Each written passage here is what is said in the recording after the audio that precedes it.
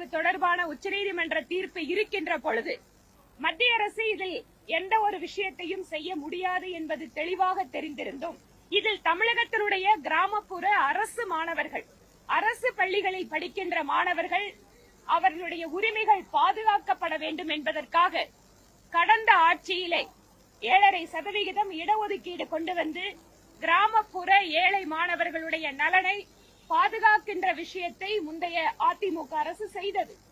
ஆனால் அந்த மாணவர்களுக்கெல்லாம் கல்வி கட்டணத்தை தமிழக அரசே செலுத்தும் என்கின்ற விஷயத்தில் கூட நிறைய இடங்களில் முழுமையான கல்வி கட்டணம் என்பது அவர்களுக்கான மற்ற வசதிகள் என்பதை தமிழக அரசு செய்து கொடுக்கவில்லை. உதாரணமாக அவர்களுக்கு கல்வி கட்டணம் மட்டுமல்ல, அதனோடு இருக்கின்ற மற்ற செலவுகள், உபகரணம், புத்தகங்கள் வாங்குவதற்கான செலவுகள், அவர்கள் எல்லாம் கிராமப்புற மாணவர்கள், ஒரு ஏழ்மையான நிலையிலிருந்து வந்து படிப்பவர்கள், அவர்களுக்கான மற்ற எந்த உதவியும் செய்யவில்லை.